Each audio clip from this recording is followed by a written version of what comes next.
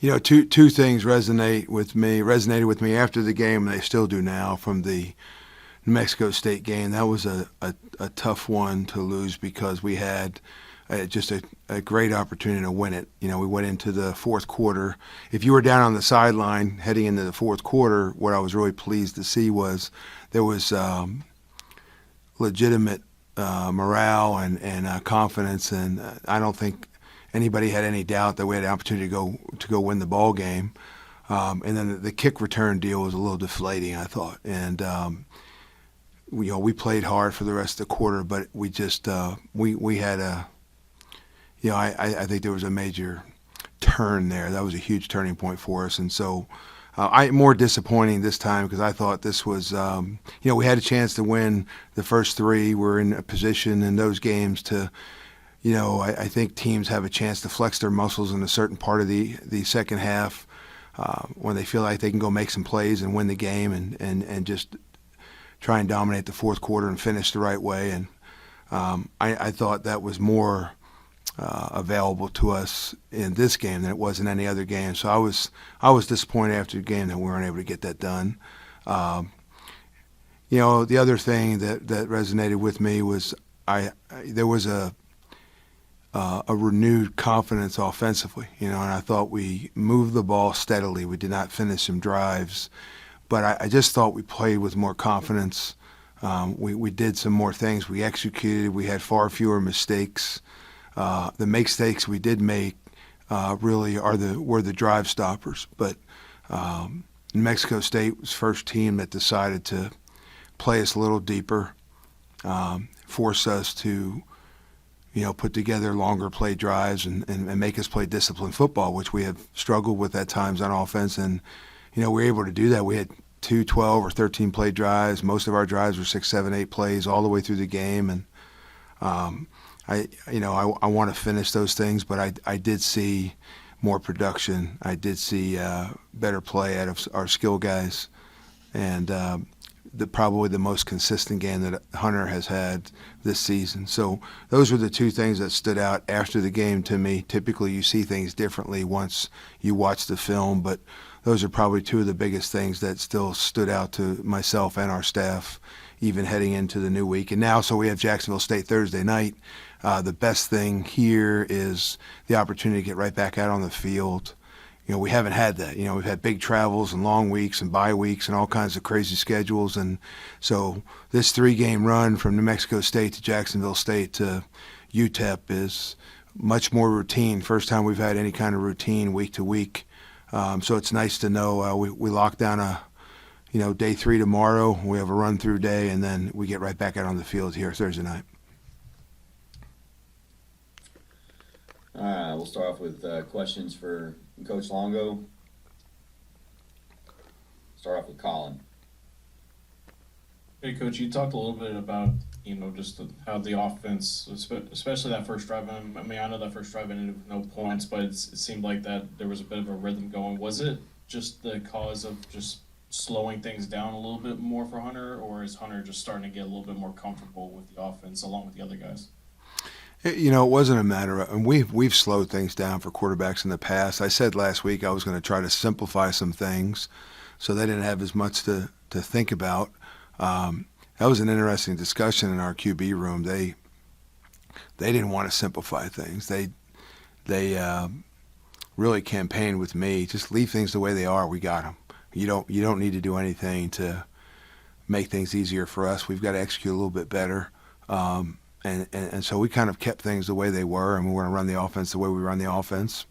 Hunter just was prepared, and he did a better job transitioning what we do in practice to game day. And early drive decisions were where he was entirely different. He was very inconsistent with some decision making early in drives, and that was not the issue against New Mexico State. And so his decision making put us in a lot of good plays. He handled damage control plays better. And the first drive, for instance, I don't know if it was a 13-play drive, he had 12 pluses until the last one, and so that's the nature of playing quarterback. Everything that you do is exacerbated. So a mistake by a quarterback can affect the entire play. If you're the right wideout and we're running toss left and the right wideout doesn't get his job done, it's not anywhere near as impactful. And that's just the nature of this position in this sport. So you want quarterbacks to be perfect mentally on game day and strive to just be that way. And Hunter graded out as an 83, which is a heck of a grade for the amount of decisions he had to make there. And so I was actually happy with the overall play, even though he had some critical errors that stalled some drives. Carlos. Hey, Coach, just curious on the special teams front. You saw Christian Pavon get in and boot one from 51 and knock it through to get you into the scoring on Thursday. Just curious if there's going to be seeing more of Christian going forward on the kicking front. So RJ is our starting kicker from a certain line in, and that gets decided on game day based on the weather and all that. And then Christian is our big leg, and that's why he kicked that field goal. But so as of right now, that's pretty much the role for the two of them. Colton. One second. I think it was like 7 or 8 guys caught the ball for this team this week or last week. What have you seen from that room? After kind of that struggling start they had in the first 4 games. Well, I had alluded in a previous press conference about the receivers just coming out having a much better week of practice, and I think the room as a whole was challenged by myself and by our receiver coaches, and they responded, and we had a really good week. And I think now, because there are some guys getting better, we've had sign of some competent depth, but we haven't had really anybody just kind of take it to another level and extend or, separate themselves from the others. And because we had some guys come out and play really well, and they were creating some separation and doing some good things against man coverage, we were playing with far fewer mistakes in practice and better technique. And when that happens, it affects the whole room, and it did. And so we had a good week of production from the room, and they played better in the game. The distribution to 7 different guys that you alluded to is really where we want to be on the offense. We want to distribute the ball to everybody. There's going to be weeks where some guys have real big games because they have real big games, but we want the defense to have to defend everyone. So that the way we sprayed the ball around, the way we utilized our personnel, we used more personnel in that game, I think, than we had in some others. I think the overall play by the receivers helped that, and obviously Hunter being on point for most of the game was, a big proponent of why we were able to distribute the ball to different guys. Bob's. Coach, Jacksonville State's been talking about, been playing a couple of different quarterbacks, Caden Krill, Gavin Wismat. Is that affecting how you all prepare defensively, or how you all approaching possibly seeing 2 different guys? When they're alike, it doesn't make a big deal. When one's a great drop back passer and the other one is a runner, then even though you may have an idea as to what the emphasis is going to be when one quarterback is on the field as opposed to the other, it doesn't change the fact that during the week, you have to emphasize both. And so you've got to have a plan for a running quarterback. You have to have a plan for a really good passer. When the 2 quarterbacks are more similar and they have similar strengths, it's not as problematic because you're still defending the same type of quarterback. So really that is what will differentiate how we prepare for 2 quarterbacks from one week to the next. Thank you. Carlos. Yeah, I was just curious to see how it was big for y'all to have Alton McCaskill back in the backfield, and then just the status of Elijah Green going into Thursday night against Jax State. So Elijah's actually practiced all week. He actually did some extra work today. He's an extra work guy, and it was good to see him out there going through his normal routine. I actually watched him doing that right after we finished practice on our way off the field to come over here. He did not do that last week, and it was a little bit more concerning because I don't think he was as healthy as he is now. So it looks like Elijah is going to be he's going to make the trip, and he's going to be in the rotation. And then obviously we were happy to have Alton back. That's one of our most explosive players even from game one, we all knew that, and I thought he made his presence felt in the game.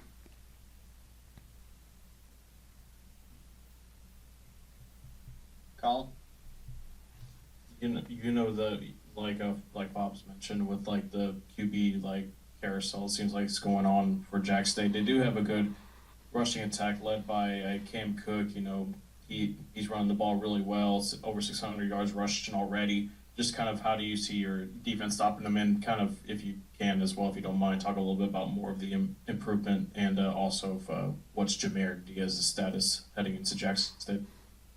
So I think Jameer is day-to-day this week. We're hoping that he'll play Thursday night. Cook is a player now. I mean, he's probably their biggest weapon.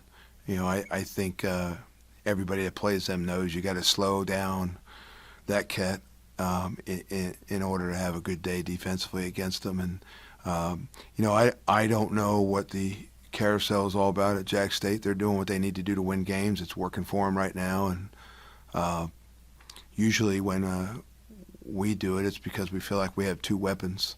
The other games where we played more than one have all been injury-driven. So, I can't answer what Jax State's doing with those guys, but I just know on our end we've got to be ready for the two of them. But in the meantime, Cook's out there with either one of them, and in my opinion, that's their number one weapon offensively, and so he's got to be the emphasis when it comes to slowing their offense down.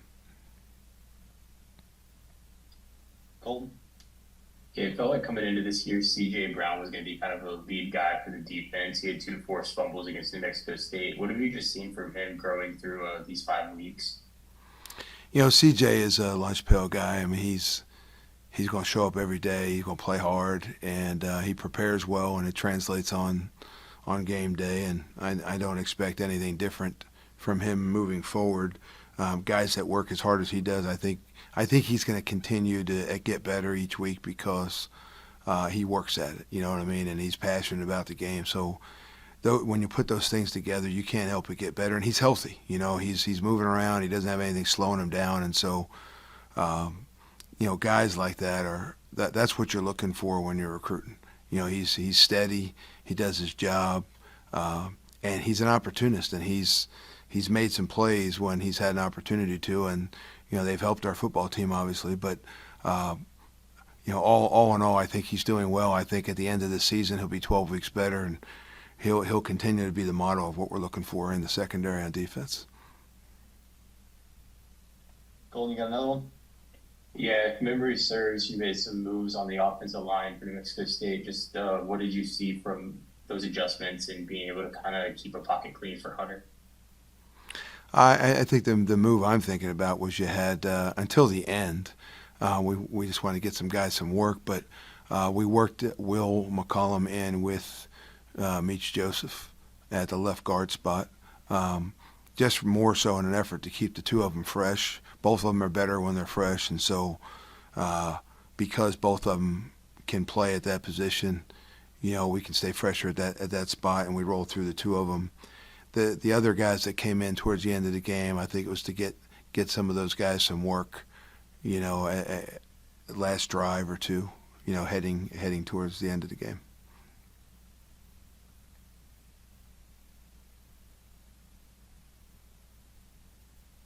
Anything else for Coach, guys? Looks like Fobbs has got another one.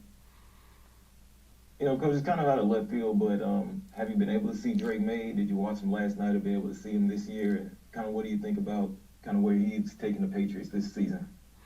I did watch him. I've got to tape everything. I've got to DVR everything because I don't have a chance to watch him in real time. We're too busy getting ready for the next game, especially with this crazy schedule. But no, I have.